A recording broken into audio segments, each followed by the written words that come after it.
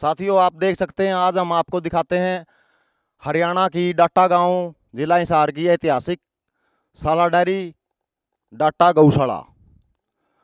ये आपको दिखाई दे रहा है इसका मेन गेट, जिसको जोगीराम सिहाग जी ने बनवाया था और शहीद आजम भगत सिंह और चंद्रशेखर के जो आपको चित्र नजर आएंगे।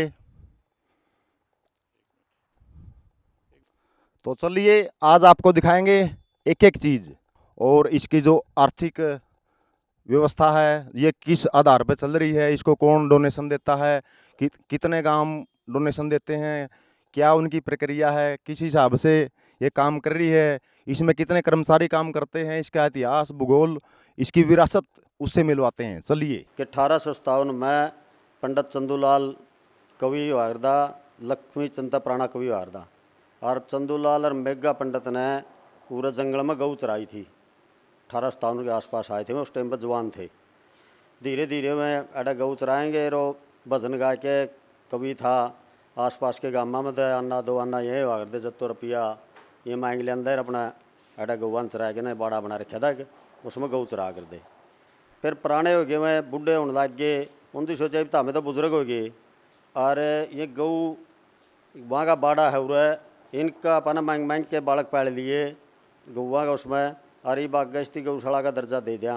और गौशाला दर्जा देवें तो ज़मीन को नहीं, आगे ज़मीन की कीमत हो जाएगी। ज़मीन उस टाइम पर तो कोई नहीं पूछा करता, और वह कवि थे कि भाई आगे ज़मीन की कीमत हो जाएगी, गौवान जगह नहीं रहेगी। तो 1902 में बुजुर्ग हो गए थे पंडित जी चंदूलाल जी। उस टाइम पर उसने रोगी खाप इकट्ठी करके और या ज़मीन जो थी या डाटा गांव के लाई रही थी साला डेरी सतरोल खाप का गांव है करता पुराने टेमा में दिहाड़ दौड़ चढ़ गई थी जब यो गांव टूट गया था, बेचरा खेड़ा है। तो ये साला डेरी की ज़मीन अंग्रेज पड़ेगा माल लिया कर दे या डाटा का लाई दी थी, डाटा का लाई दी थी, डाटा इसका माल भुगत्या करता।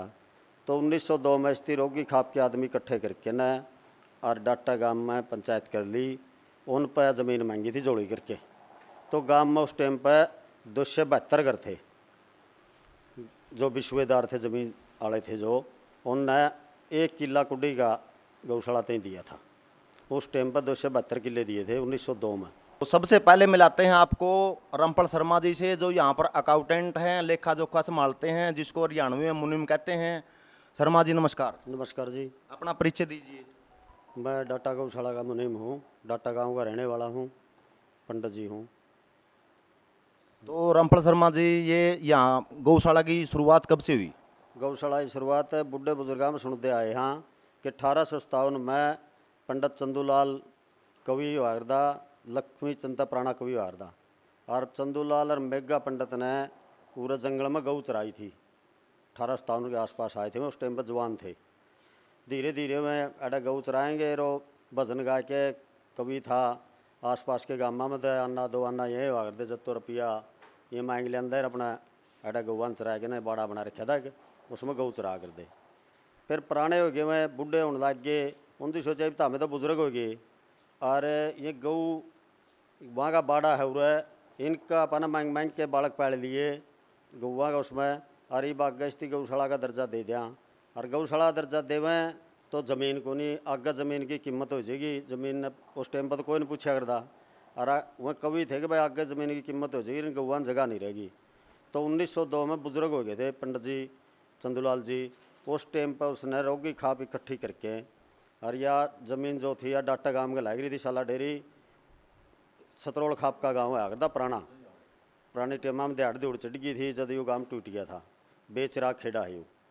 तो ये साला डेरी की ज़मीन अंग्रेज पड़ेगा माल लिया कर दे या डाटा का लाई दी थी, डाटा का लाई दी थी, डाटा इसका माल भुगत्या करता। तो 1902 में इस रोगी खाप के आदमी इकट्ठे करके न और डाटा गांव में पंचायत कर ली।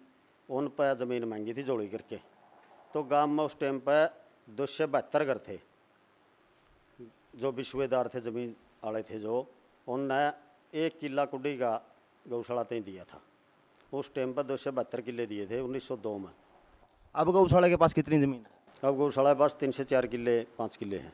तो शर्मा जी, जो गौशाला में जो काफ़ी बिल्डिंग देख रहे हैं यहाँ पर बनी हुई, वो क्या उन्हीं 304 किलों के अंदर ही बनी हुई है? हाँ, 300 किले हैं भीतर वाली बिल्डिंग भी, 20-25 किले में वो बिल्डिंग बन रही है। 30-40 किले वैसे पड़े हैं जो बनी है, डांगर डूंगर घुमाना है, एक मंदिर है, जोड़ है, ये 50-60 किले मतलब अलग है, और 235-36 किले 40 किले बजिंदवा में। तो आप कह रहे हैं कि जो जिसमें बाबा ललदास जी का धाम है जो काफ़ी मान्यता प्राप्त है, जहाँ बम्बई और कलकत्ता से भी श्रद्धालु आते हैं यहाँ पर पूजा पाठ करने के लिए। हाँ हाँ, तो मंदिर भी इसी ज़मीन में है, बहुत पुराना मंदिर है, 700-800 साल पहले का है। बाबा लालदास जी यहाँ तपस्या करके थे, उनका धूना को पूजा जावा है, समाधि नहीं है, धूना है ये। तो उनका काफ़ी मान्यता है यहाँ पर। हाँ, काफ़ी मानता है, बहुत बड़ा मेला भरा है, आया महीना ही मेला भरा है, गैस से लेके ना पनवासी तक। और होली वाले दिन बहुत ज़बरदस्त भरा है, बहुत दूर दूर लग के कलकत्ता बम्बई आसपास के सारे गांव सब आवे हैं। तो शर्मा जी, हम आपसे जानना चाहते हैं कि इस गौशाला की आय का स्रोत क्या है। आज आय का स्रोत है डोनेशन, पर्सनल कोई आमदनी नहीं इसकी, सारा दान है। आसपास के 56-57 गाँव का दाना आवा है, तूड़ी आवा है, घास फूस फुल आवा है, जमींदार देवे खूब, और सेठ साहूकार भी दीजिए, सारा डोनेशन का है, पर्सनल आमदनी कुछ नहीं। तो कौन से गांव जो लगातार नियमित रूप से 56-57 गाँव है, कौन सा नाम लूँ, डाटा, मसूदपुर, शशार, सरसोद, बिचपड़ी, जोरा, जांडली, बोबुआ, बास, पुट्ठी, पेटवेड, थुराना, कुंभा, 56-57 गाँव है। तो शर्मा जी, कितनी गऊ है यहाँ पर। यहाँ पर लगभग 3500-4000 के लगभग गऊ हैं, जिसमें ज़्यादातर गऊ मतलब निकारा पशु हैं, जो जमींदार के भी काम नहीं आंदा, लंगड़ा है, अंधा है, थन खराब है, जो भी कंडम पशु ज़्यादा हैं। दूध वाले पशु हमारे दौर कम हैं। क्यों दूध वाले कम? तो शुरू तो जब गौशाला बांधी थी 1902 में, उस टाइम पर अरे पंचायत में लुहारी रागों में रांगड़ होया कर दे मुसलमान उस टाइम पर, और रांगड़ भी पंचायत में था। उस रांगड़ ने उस टाइम पर यह बात कही थी कि भाई अगर गौशाला बांधो हो तो ज़मीन दो हो तो इसका मतलब दूध नहीं बिकना चाहिए, अगर दूध बिकेगा तो गौशाला नहीं, वह डेयरी हो जाएगी। या तो एक दूध वाली गऊ तो सिर्फ यहाँ के कर्मचारी जो हैं उन कर्मचारियों का काम चल रहा है, या आवागमन है, आप जैसे आगे चाय पानी का काम चल रहा है, गऊ दूध वाली रखा थोड़ी, और लंगड़ी लुल्ली अंधी ये ज़्यादा रखा। हाँ, उस टाइम पे ये नियम बना था भाई इनकी सेवा नहीं होगी, जो दूध वाली रखने लगे तो दूध वाले की सेवा करेंगे। तो अपने पास में निकारा पशु ज़्यादा हैं, जितना आवारा पशु हैं खिता में घूमा, आसपास के गामा के जितने सारे उरे आजे हैं, और लोग बहुत दान देवे हैं आसपास। आसपास के गांव के लोग अपने जो पशुओं को लेकर यहाँ पर आ जाते हैं और आप उनको स्वीकार कर लेते हैं। हाँ, जो जमींदार तक कंडम पशु हो गया भाई, उसके दूध नहीं देंदा, या भाई उसके थन खराब हो गया, लंगड़ा हो गया, उसको गौशाला में रखा हाँ, उसकी सेवा करा। यहाँ पर हॉस्पिटल है, बड़ा डॉक्टर है, VS डॉक्टर बैठे हैं, 4-5 छोटे बड़े सारे डॉक्टर हैं, बड़ी सेवा करें हैं सारे पट्टी। तो जो डॉक्टर की सुविधा है वो सरकार ने दे रखी है, आप खुद इसकी व्यवस्था करते हो। डॉक्टर की सेवा सरकार ने दे रखी है, सरकार ने हॉस्पिटल बना रखा है, ज़मीन गौशाला ने दे रखी है, हॉस्पिटल सरकार ने बनाया है, सरकारी डॉक्टर बैठे हैं, हर टाइम डॉक्टर आवे, बड़े अच्छे डॉक्टर हैं, चाहे एतवार नहीं बुला ले, छुट्टी के दिन भी आ जाए, बढ़िया डॉक्टर हैं, ज़रूरत पड़े उसी टाइम आ जाए, आधी रात बुला लो।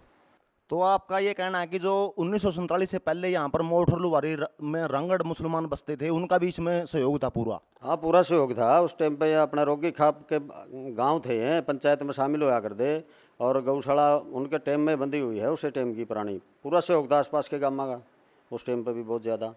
हिंदू मुस्लिम भाई भाई सारे, कोई बात को नहीं, बड़ा मेल था, बल्कि डाटेगार लुहारी का तो इतना मेल था उस टाइम पर रंगड़ का कि मतलब कोई बुखार हो जाता, कोर हो जाता, उसकी मतलब पाली पुली आ कर दे होंगी, उसकी गोदी ठा के ना डॉक्टर का दवाई दिला कर दे, बड़ा प्रेम था आपस में बहुत ज़्यादा ही, बल्कि लुहारी वाले भी इतना प्रेम को नहीं, जब प्रेम था बहुत ज़्यादा प्रेम था उस टाइम पर। तो आपका ये कहना है कि जिस समय यहाँ पर 1947 बंटवारे से पहले जो यहाँ पर रंगड़ मुसलमान भाई रहते थे, उनके साथ बहुत ही ज़्यादा गहरा प्रेम था, जैसे सगे भाइयों का होता है। हाँ बिल्कुल, खूब प्रेम था आपस में, और हर सुख दुख में वो एक साथ देते थे। सुख दुख में साथ दिया कर दे, आपस में काम आ कर दे, खेत कैरी कट्ठी करा कर दे, डांगर डूंगर चरा कर दे, कट्ठे चरा कर दे, पाली रहा कर दे।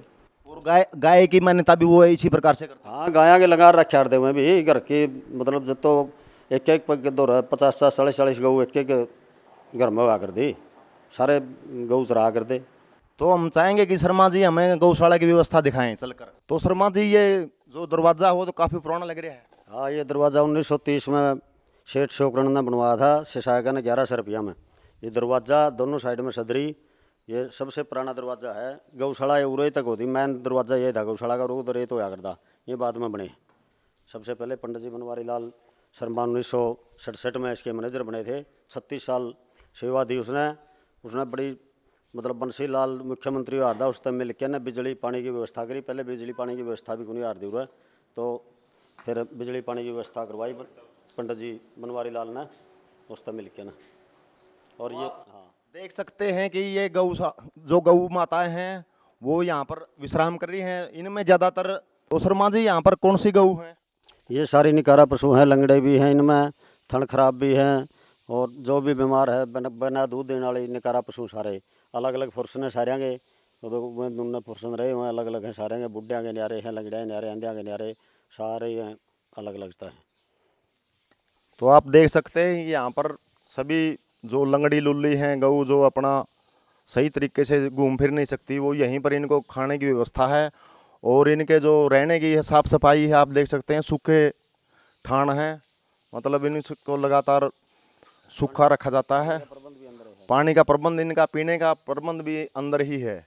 इनको यहीं पानी पिलाया जाता है और यहीं इनको चारे की व्यवस्था है। तो शर्मा जी ये जो घास की व्यवस्था है, ये हरिया चारा है, जुवार है या हरी 6-7 ट्राली जुवार की रोजाना कटे हैं। ये भी एक ट्राली तैयार रहता है और लेने जा रहे हैं। 5-6 ट्राली रोजाना कट के ना गौवा का लगावा, सारी गौवा में हरिया चारा लग जावा है। तो साथियों आप देख सकते हैं यहाँ पर गोबर गैस प्लांट है और ये ट्रैक्टर खड़े हैं और वो गोबर का जो लोडर है वो भी आप देख सकते हैं। इसके साथ गोबर उठाया जाता है और इसमें गोबर गैस प्लांट में इसको डाला जाता है, जिससे यहाँ पर गैस की जो आपूर्ति होती है, जिससे भोजन की व्यवस्था होती है और साथ में इससे कंपोस्ट खाद भी तैयार होती है। यानी इसको आत्मनिर्भर बनाने की दिशा में ये कदम बढ़ाया जा रहा है। साला डेयरी गौशाला डाटा ने आपको दिखाते हैं एक ट्रैक्टर जो उल्टा चलता है, जो इसकी विशेष विधि द्वारा जो स्पेशल हरे चारे को काटने के लिए, ताकि कम समय में ज़्यादा काम किया जा सके और गौ माताओं की सेवा की जा सके। आओ दिखाते हैं। तो शर्मा जी इसकी जो सीट है ट्रैक्टर की उल्टी लगी हुई है, इसका क्या कारण है?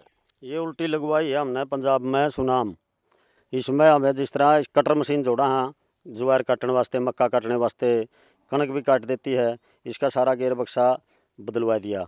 और जिसमें पहले वो जो रिपर जुड़ा कर इसका नीचों को सापट दे के ना रो आगे जुगाड़ बनाना पड़ा था। आगे लंबा पड़ जाए ना तो कि मैं छड़ा छुड़ा या कोई भी लोहे की चीज़ पड़ी हो तो कटर में आएगा ना, कटर ना तोड़ दे। तो उसके लिए हमने ये पंजाब में देखे थे 2-3 साल पहला। तो फिर वो पूछ के आए थे, वो इसका सिस्टम बदलवा के ले आए। हाँ ये भी इसकी लेफ्टा में कटर मशीन जुड़ जे है और नज़दीक के ड्राइवर हो जाए बिल्कुल सारा दिखे जे है, आराम से ज्वार काट दे है, कणक काट दे है, जई है जो हरा चारा गौओं के लिए काटना है वो आराम से काट दे है और बहुत कम समय में काट दे है। नहीं तो बहुत ज़्यादा मजदूरी लग जाती। 1 किला काटना में 6-7 मजदूर लग गए और या तो 1 किला तो सारा 15-20 मिनट में काट दे। तो दर्शकों आपने देखा कि इसकी उल्टी सीट का, तो शर्मा जी इस पर कितना खर्च आया इसको बदलवाने के, मॉडिफाई करवाने के लिए? इस पर 20,000 रुपये खर्चा आ गया। तो अब ये चलता है उल्टा और काम करता है सुल्टा, आप यही कहना चाहते हैं? हाँ बहुत बढ़िया सुल्टा काम कर रहा है। जुआर काटा है वो नज़दीक हो गया, ड्राइवर सारा दिखे जो है, कटर मशीन जुड़े इसका पिछले पास है, जो देखा हुआ आपने। तो आपको मिलवाते हैं यहाँ पर आसपास के गांव से आए हुए किसान भाई हैं, तो आपका परिचय दीजिए। भाई साहब मैं मोट गाँव का नंबरदार हूँ, राम नाम है मेरा।